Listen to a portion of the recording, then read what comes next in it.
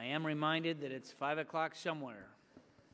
Oh, do we have a copy of the bill? Daylight savings time, as Mark and I would comment. We are now prepared to call up HJ Res 37. Before I do so, I want to make clear that the committee will operate in the same manner as the subcommittee when it considers the legislation. Specifically, the Congressional Review Act provides the precise language that must be used in a joint resolution of disapproval. As a result, no or virtually no amendments to the resolution will be in order. Any amendments would be at odds with the fundamental purpose of the resolution, which is to disapprove of an agency action through the statutorily prescribed language that will soon be before us. Such amendments will be, therefore, non-germane. We have thoroughly vetted the issue with the House parliamentarian and believe that this is correct. So, the chair now calls up HJ Res 37 and asks the clerk to report. HJ Res 37, joint resolution disapproving the rules submitted by the Federal Communications Commission with respect to regulating the Internet and broadband industry practices. Resolved by the Senate and House of Representatives of the United States of America and Congress assembled, that Congress disapproves the rules submitted by the Federal Communications Commission relating to the matter of Would ask unanimous consent that the resolution is considered as read. There are no objections, such as the case.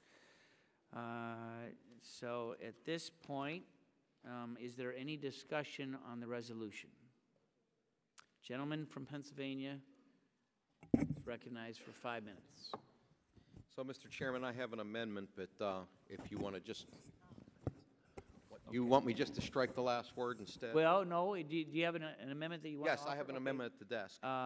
Amendment is at the desk? Number 58. Mr. Chairman, I think it gets called up, and then I reserve point of order against the amendment. An amendment offered by Mr. Doyle. Yeah, now, gentlemen, the title has been reported. The gentleman from Oregon reserves a point of order. I reserve a point of order against the amendment. And the gentleman is recognized for 5 minutes in support of his amendment. Thank you, Mr. Chairman. Mr. Chairman, my amendment simply tried to ensure that even if the resolution of disapproval we're considering today is enacted into law, broadband providers will not be able to block or interfere with consumers' access to lawful websites at will. That freedom is one of the most essential aspects of Internet openness. It's what turned the Internet into the economic engine it is today.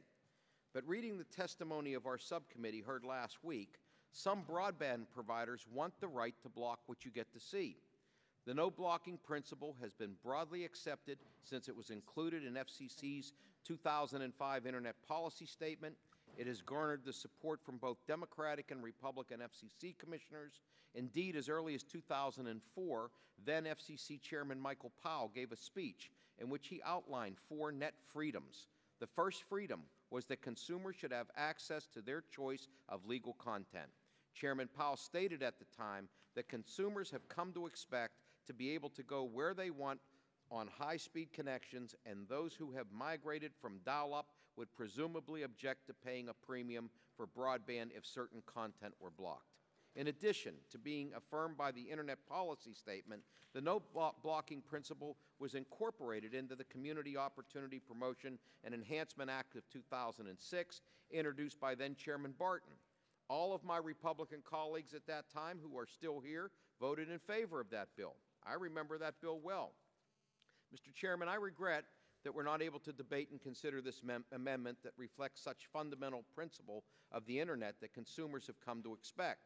The resolution we are considering today, if ever enacted, will strip the Commission of its authority to police the most egregious of conducts on the part of broadband providers, such as blocking consumers' access to lawful websites of their choice. The Commission has done so before, rightly, when an ISP called Madison River tried to block Vonage phone calls. But if Congress steps in and tells the FCC that it has no role to prevent it, we will be giving broadband providers a green light to block from consumers any applications, content, and services they choose to block. Now, I'm not saying that all providers will do this, but some certainly will. One witness we had last week said in his testimony that he wanted to block legal web traffic from his consumers who want it. The incentives for mischief are there. Let me clear up one thing. You've heard that the Internet's never been regulated. That's false. Remember the days of dial-up? You'd hear the modem dialing in over the phone line and then that racket that sounded like cats banging pots and pans. Well, up until 2005, the companies that provided data transmission was regulated as a telecommunications service because data traveled over phone lines. These classifications found support in the Communications Act as well as longstanding FCC policy recognizing a distinction between transmission on one hand and content on the other.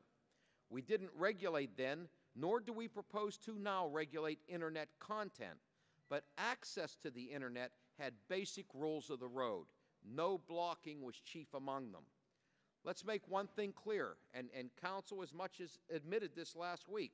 If the FCC's rules stand up in court and this resolution passes without my amendment, there will be big questions about whether or not the FCC has the ability to ensure that you and I can visit any website we want. That's right, my colleagues.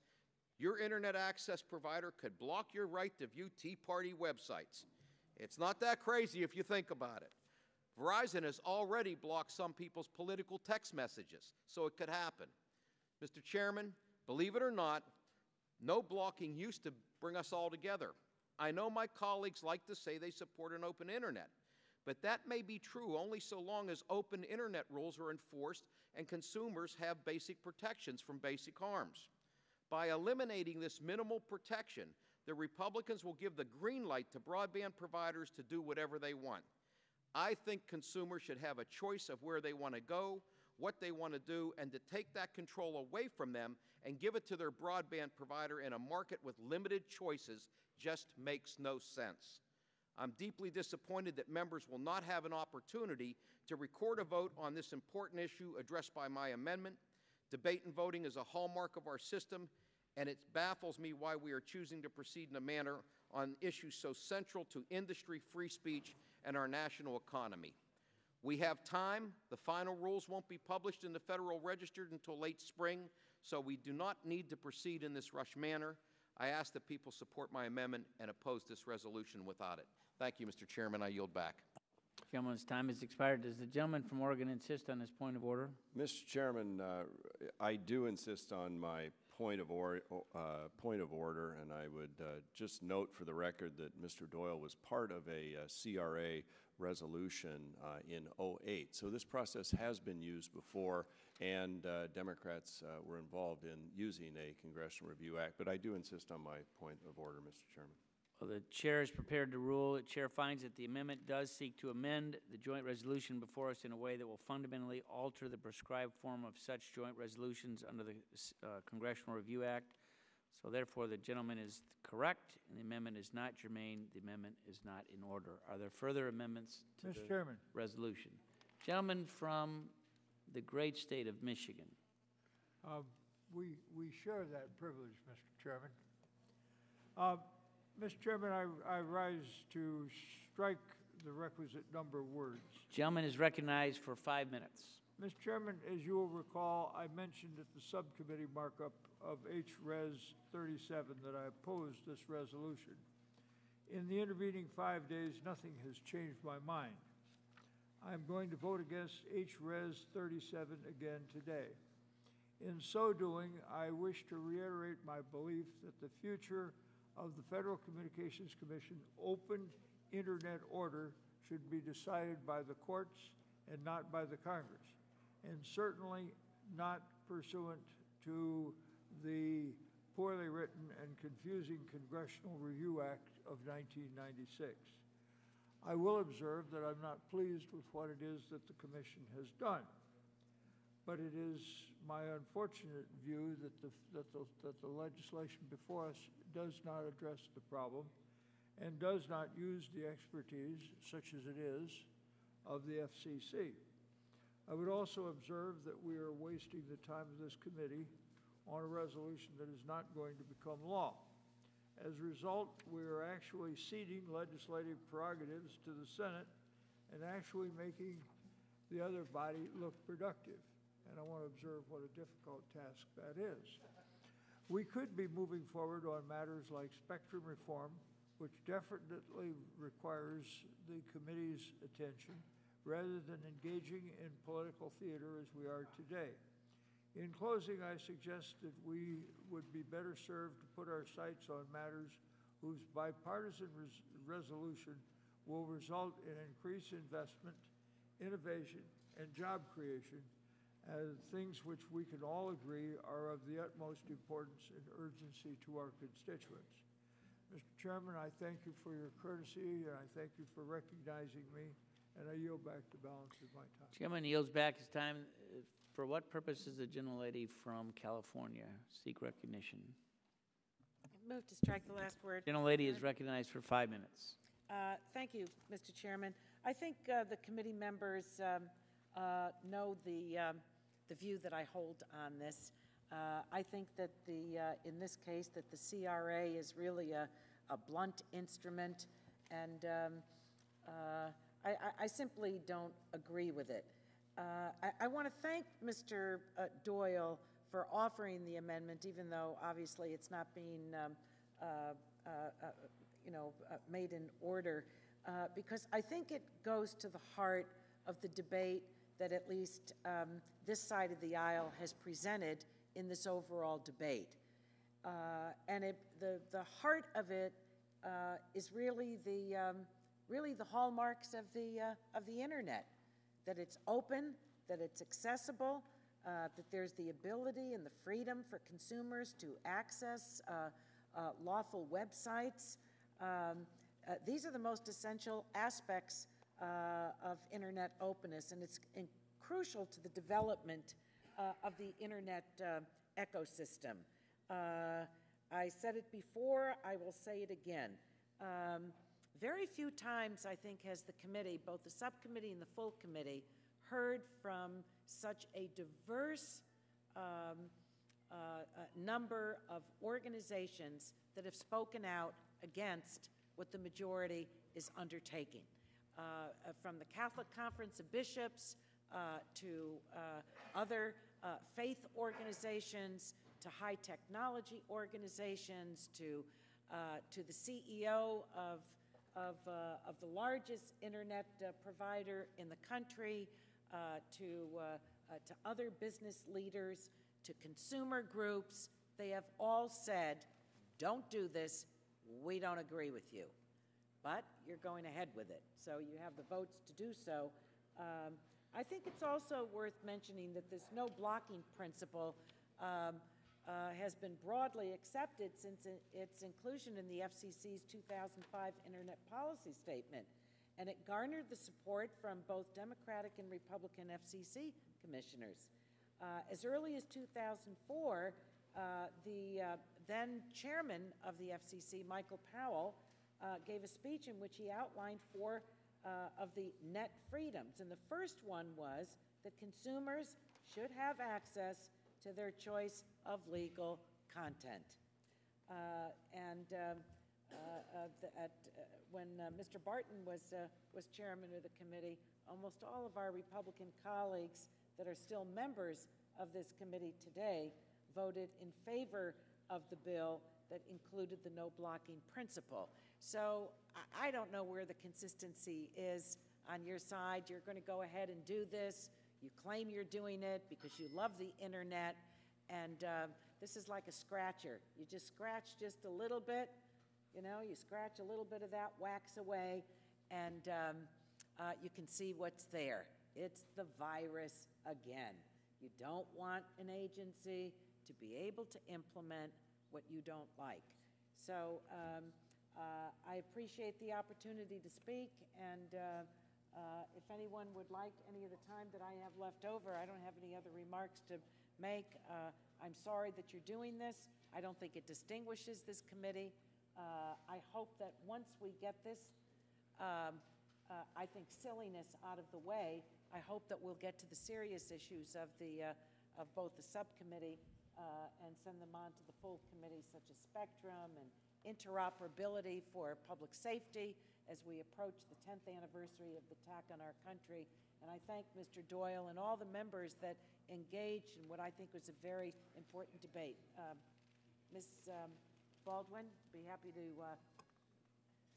in the time that's left. Thank you. I just want to add my views of opposition to HJ Res 37.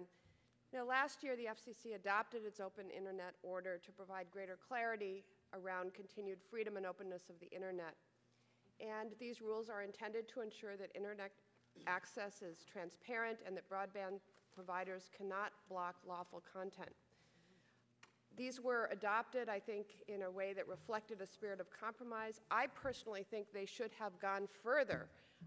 And so it's ironic in my mind that the majority is attempting to dismantle an effort on the grounds that it's overreaching when many in America feel like these could have been much stronger. I really wish we would, in the area of telecom, turn our view to making, or turn our attention to making broadband access much more accessible. Every so often in our country's history, we've decided that it's in our national interest and it serves our country's founding principles to make an innovation available to all of our citizens. I think of rails and roads and electrification and telephone access. And this is certainly the internet has a great connection with our economy and basic education.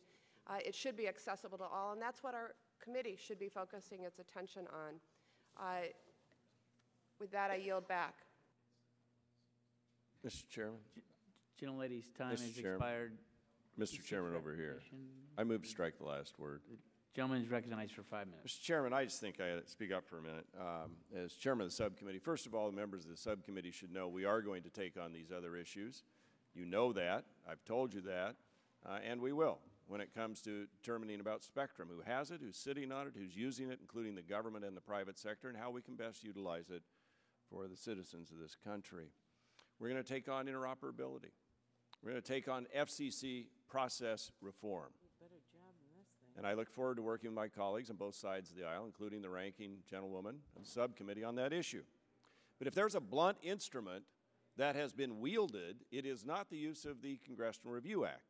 It is by the Federal Communications Commission in intimidating those who have the internet by saying, I'm going to give you one of two choices. Either you go with sort of this quote-unquote light touch regulation, or I'm going to hold open here this Title II full government regulation. And there are members of this committee, and I respect them, who believe we should go down that path. I'm not among them. We have an open, vibrant internet because it has not been regulated. And I would ask counsel, is it not true that on the retail side of the internet, the provision of the internet access, has it ever been regulated? No, sir. The dial-up component, the telecom service of dial-up was, when it was offered by a broadband provider to itself, it had to provide it to others. But that was the telecom component, not a internet component. And that's because this is treated as information services, not as common carrier. That's correct. So William Kennard, Bill Clinton's FCC chairman, said in a 1999 speech, the fertile fields of innovation across the communications sector and around the country are blooming because from the get-go we've taken a deregulatory, competitive approach to our communication structure, especially the internet. That's Bill Clinton's head of the FCC.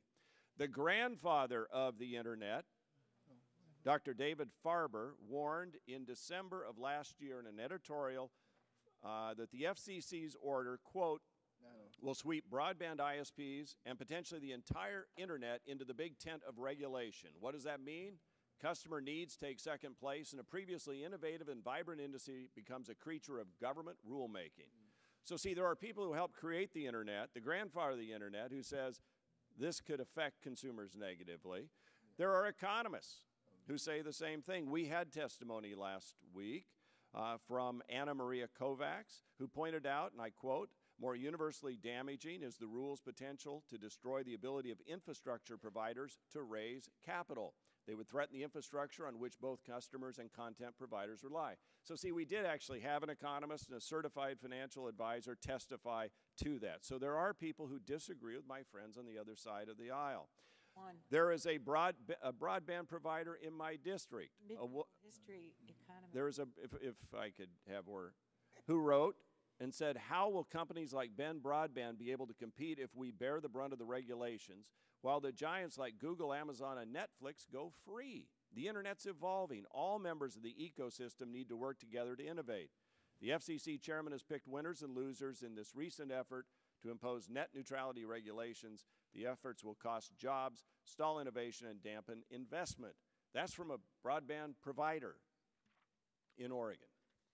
Now, as to the use of this vehicle, let me suggest that the Congressional Review Act has been used by members of both parties, including members of this committee, including the very distinguished gentleman from Michigan, Mr. Dingell, who is a sponsor of a resolution that used the Congressional Review Act. Mr. Markey was on one. Miss Eshoo was on one. Mr. Inslee was on a CRA. Mr. Doyle. You all have used the Congressional Review Act before and used it when you disagreed with federal communication rules.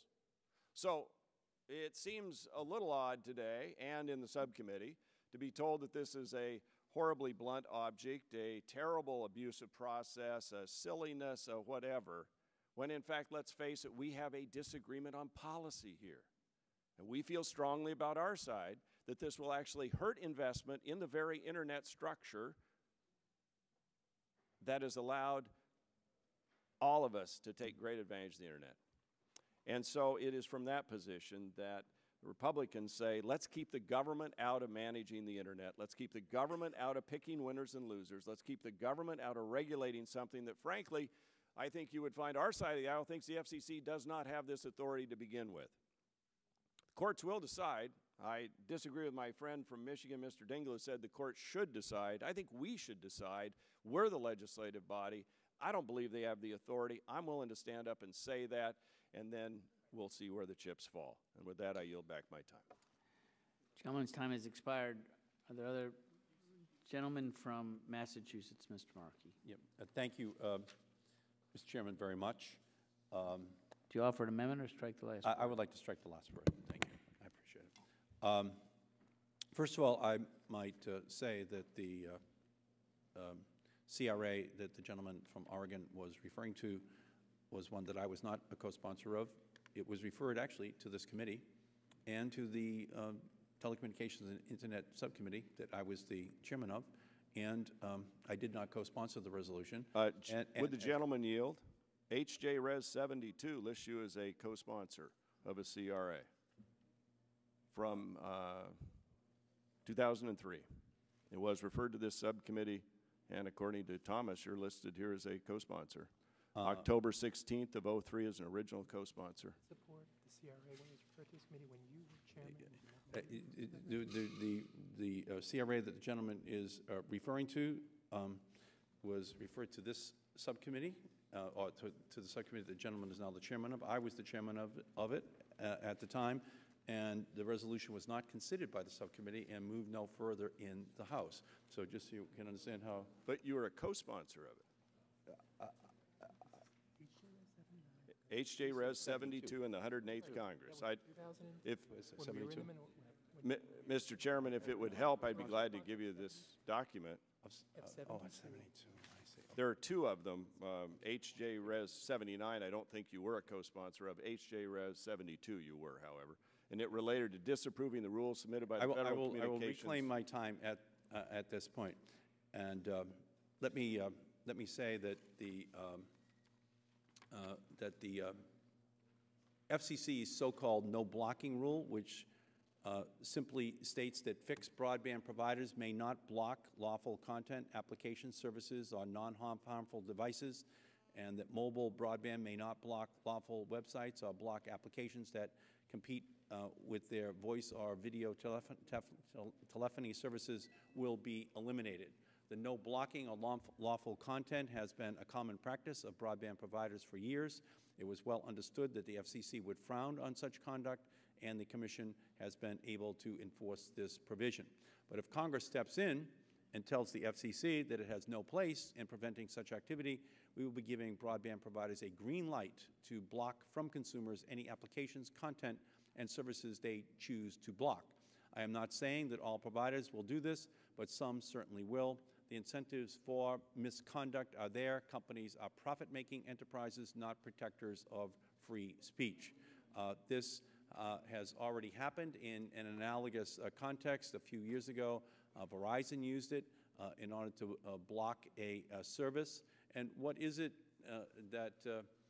we would do if it were to occur with regard to a website after the CRA becomes law. Would the FCC be able to prevent Verizon from blocking a lawful website that it fears might offend consumers or be a competitive threat to them? This was a consensus provision that was passed by with the approval of AT&T and Comcast and others at the FCC. The promised relief of the majority for those who fall victim of practices by dominant carriers is that they should file an antitrust suit. The problem is that the vindication for a competitor, a small competitor, a nascent competitor against AT&T or Comcast would surely come at some point so far in the future that it would be an economically posthumous vindication of that small company long out of business because of their inability to fight the corporate power of these behemoths. And at the same time, the Justice Department, the Antitrust Division, makes quite clear to us that antitrust law does not reach anti-consumer activity. And so to the extent to which consumers are aggrieved, that their choices are limited, again, it is a regulatory agency, the Federal Communications Commission, which would have a principal responsibility of in fact, providing a prophylactic protection for consumers and competitors in this marketplace. Today, we're watching the majority engage in a dubiously historic activity. They are going to repeal the EPA's authority to protect against greenhouse gases and the damage to the planet, and the open internet rules, which protect for open, chaotic competition and consumer activity on the internet. So in one day, they will have repealed the protections for the World Wide Web and for the whole wide world, which is a dubious historical achievement, but a historical achievement nonetheless. And I rise in support for the sentiment of the Doyle Amendment, albeit ruled out of order, and the hope that even with this inevitable passage today of the majority's will, that it is blocked in the Senate and never does become law. I yield back the balance of my time. Gentleman's time has expired. Are the other members recognize a lady from Illinois? Thank you. I move to strike the last word, Mr. Chairman. Recognized for 5 minutes. Thank you. And I want to oppose HJ Res 37, the resolution of disapproval, because of in my belief, that it will undercut the FCC's ability to protect consumers. As simple as that. If enacted into law, the joint resolution of disapproval would completely overturn the open internet order. Even widely accepted provisions requiring network providers to disclose their network management practices and prohibitions on the blocking of lawful websites and content would be overturned. Passage of the resolution would prevent the FCC from enforcing rules that really are substantially the same as the disapproval rule unless explicitly authorized by a new law enacted by Congress. By stripping the FCC of its authority to govern, the Internet will be vulnerable to discriminatory network practices, harming consumers and the economy. If successful, the resolution will create a disparity in the broadband market since the largest residential broadband provider in the nation, Comcast, has voluntarily agreed to be subject to the same open internet rules under the Comcast-NBC Universal merger. So, Mr. Chairman, revoking the FCC's authority to preside over the broadband airwaves in favor of a laissez-faire congressional approach will leave consumers and industry without protection and guidance required to ensure a free and fair internet. And I'd like to yield now to my colleague from California, Ms. Capps. I thank my colleague for yielding. I just want to express my strong support for the Doyle Amendment because it makes sure that even if the underlying resolution is enacted, broadband providers cannot arbitrarily block consumer access to legal online content. It's simple. Since 2005, anti-blocking principle has been widely accepted across the internet-based industry on both sides of the aisle. Both Republican and Democratic FCC commissioners supported the no-blocking principle. It was even incorporated into the Communications Opportunity Promotion Enhancement Act of 2006, introduced by then Chairman Barton. Just about all my Republican colleagues at that time supported his bill. There's no reason to throw out this widely supported FCC rule with the bathwater. But some of my colleagues don't like one or two of the light touch FCC rules. Fine, let's discuss it, but let's not be reckless and throw it all away. The internet is an engine for job growth, and that's what this amendment gets to. Because of its open platform on which it was created, anyone can log on, produce a service, or conduct e-commerce. No gatekeepers. Consumers and businesses fully expect content to be readily available online. So putting this free flow of information at risk is so foolish. It risks jobs, innovation, the very foundation that has bolstered our internet economy. It's unacceptable. It limits rural business access to a broad consumer base, or limits a student's access to education online videos. We just should pass the Doyle Amendment, and that's why it deserves all of our support. And unless someone else would like part of my time, Mr. Enzi, I'm sorry, Ms. Schakowsky needs to yield. I yield to Mr. Inslee. Thank you. I just think succinctly, this is a bill that Hosni Mubarak would love and capitalists should hate. Mubarak would love it because an open internet was one of the reasons democracy got going in Egypt. And anytime someone has the ability to control and prevent your access to people you want to meet, it's not good for democracy. And capitalists should hate it because if you're trying to start a new business right now and you're the startup revolutionary from a technology standpoint, you want to have access to your site. And if some service provider cuts a deal with some incumbent large mega company that's dominating the industry and decides to put you in a queue behind those customers, you don't get your business off the ground. So thank you. Does the gentlelady yield back her time? She's gone. Time has expired. Are there further amendments to the bill? Gentlelady from California. Thank you, Mr. Chairman. I have an amendment at the desk. Clerk will report the title. I hear a reservation. I reserve a point of order against the amendment. An amendment offered by Ms. Matsui. A point of reservation is heard. The gentlelady is recognized. The amendment will be considered as read. Staff will disperse the amendment. The gentlelady is recognized for 5 minutes. Thank you, Mr. Chairman. Mr. Chairman, this is a very simple amendment. It simply preserves a portion of the open internet rules, imposing a transparency requirement on broadband providers so that consumers and innovators can make informed choices. I'm offering this amendment because the transparency rule contained in the open internet order is critical in promoting competition throughout the broadband economy. The transparency rule is also the least controversial aspect of the rules and overwhelmingly supported by broadband providers, high-tech companies, and consumer groups. In fact, during last week's hearing on this resolution, all 6 of the witnesses, including the 3 majority-picked witnesses, voiced their support for a strong transparency requirement. There is simply no reason for a resolution of disapproval to throw out a rule that the vast majority of stakeholders finds to be beneficial. Imposing a transparency requirement on broadband providers is also common sense. Consumers must have the information necessary to make informed choices regarding the types and use of broadband service they purchase. Transparency also generates trust, which in turn increases consumers' confidence in broadband providers' practices, thereby encouraging greater broadband adoption. A transparency rule will also help ensure innovation continues with third parties like edge providers, high-tech companies, and venture capitalists making informed decisions on when and how to embark on innovative projects and investments. It will also ensure emerging innovative sectors like smart grid and health IT applications that offer great economic and job growth opportunities for our nation are not at a disadvantage moving forward.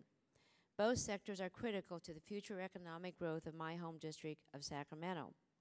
Mr. Chairman, I strongly believe the transparency requirement must be preserved. Yet the resolution being considered today will remove this widely accepted measure to protect consumers and innovators as well. Even worse, due to ambiguities in the Congressional Review Act, the FCC may be prohibited from ever adopting a transparency requirement regarding a provider's network management, performance, and commercial terms unless Congress acts first. It is unclear how the FCC will be able to address consumer protection issues with respect to broadband providers. We need to consider these unintended consequences. Mr. Chairman, it is my hope that my colleagues on the other side will include the transparency language in the resolution. This amendment will ensure innovation, competition, and consumer protection continues. I urge my colleagues to support this amendment, and I yield back the balance of my time. Mr. Chairman. Gentlelady yields back her time. Does the gentleman insist on his point of order? Mr. Chairman, the amendment's not germane to the joint resolution. The joint resolution contains statutorily prescribed language under the Congressional Review Act. This amendment seeks to change that language in a manner that would alter it from its privileged form and would violate the fundamental purpose of the joint resolution. It is therefore non-germane. I insist on my point of order. Chair is prepared to rule on the gentleman's point of order. The chair finds that the amendment does seek to amend the joint resolution before us in a way that will fundamentally alter the prescribed form of such joint resolutions under the Congressional Review Act. The gentleman is therefore correct, and the amendment is not germane. The amendment is not in order. Are there further amendments to the bill? Seeing none, the question now occurs on favorably reporting the resolution. All those in favor say aye. Aye. All those opposed say no. Opinion of the chair, the ayes have it. The ayes have it. A roll call is requested. The clerk will call the roll. I don't think he asked in Yeah, he did. He did ask in time. Clerk will call the roll. Mr. Barton. Mr. Barton, aye. Mr. Stearns. Mr. Whitfield. Mr. Shimkus. Mr. Shimkus, aye. Mr. Pitts. Mr. Pitts, aye. Mrs. Bono-Mack. Mrs. Bono-Mack, aye. Mr. Walden. Mr. Walden, aye. Mr. Terry. Mr. Terry, aye. Mr. Rogers. Mr. Rogers, aye. Mrs. Myrick. Mr. Sullivan. Mr. Sullivan, aye. Mr. Murphy. Mr. Murphy, aye. Mr. Burgess. Mrs. Blackburn. Mrs. Blackburn, aye. Mr. Bilbray. Mr. Bass. Mr. Bass, aye. Mr. Gingrey. Mr. Gingrey, aye. Mr. Scalise. Mr. Latta. Mr. Latta, aye. Mrs. McMorris-Rogers. Mrs. McMorris-Rogers, aye. Mr. Harper. Mr. Harper, aye. Mr. Lance. Mr. Cassidy. Mr. Cassidy, aye. Mr. Guthrie. Mr. Guthrie, aye. Mr. Olson. Mr. Olson, aye. Mr. McKinley. Mr. McKinley, aye. Mr. Gardner. Mr. Gardner, aye. Mr. Pompeo. Mr. Pompeo, aye. Mr. Kinzinger. Mr. Kinzinger, aye. Mr. Griffith. Mr. Griffith, aye. Mr. Waxman. Mr. Waxman, nay. Mr. Dingle.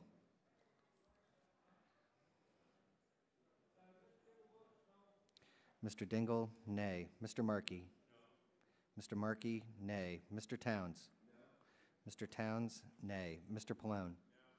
Mr. Pallone, nay. Mr. Rush. Mr. Rush, nay. Ms. Eshoo.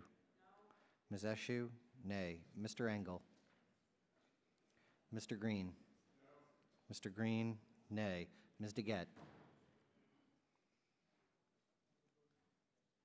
Ms. DeGette. Oh, I'm sorry. Ms. DeGette, nay. Mrs. Capps. Mrs. Capps, no. Mr. Doyle. Mr. Doyle, nay. Ms. Schakowsky. Ms. Schakowsky, nay. Mr. Gonzalez. Mr. Gonzalez, nay. Mr. Inslee. Mr. Inslee, nay. Ms. Baldwin. Ms. Baldwin, nay. Mr. Ross. Mr. Ross, nay. Mr. Weiner? Mr. Weiner, nay. Mr. Matheson? Mr. Matheson, nay. Mr. Butterfield? Mr. Butterfield, nay. Mr. Barrow? Mr. Barrow, nay. Ms. Matsui? Ms. Matsui, nay. Ms. Christensen? Mrs. Christensen, nay. Mr. Upton? Votes aye. Which Mr. members Upton, aye. asked yet to vote? Dr. Burgess? Yes. Mr. Whitfield? Dr. Burgess, aye. Mr. Whitfield, aye. Mr. Engel? Mr. Engel, nay. Are there any other members wishing to cast a vote? If not, Mr. Gingrey? How is Dr. Gingrey recorded? Dr. Gingrey is recorded as aye. Oh, how's Mr. Scalise reported? Mr. Scalise is not recorded. Mr. Scalise, aye. Mr. Dingle, there are other members? Okay. How is Mr. Stearns reported? Mr. Stearns is not recorded. And how is Mr. Lance? Mr. Stearns, aye. Mr. Lance? Are there Mr. other Lance? members? Mr. Lance is aye. Mr. Lance said aye. Mr. Lance, aye. He's a little out of breath, but he said aye. Doesn't need the mic. Are there other members? If not, the clerk will report the tally.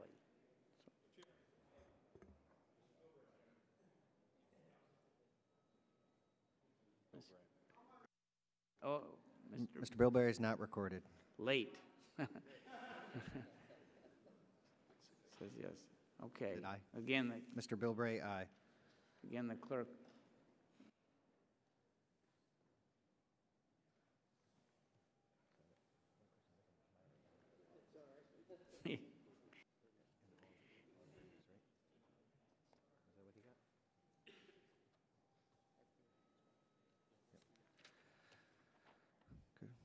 Mr. Chairman? Yes. 30 aye, 23 nay. 30 ayes, 23 noes. The resolution is agreed to, and therefore the resolution is ordered favorably reported.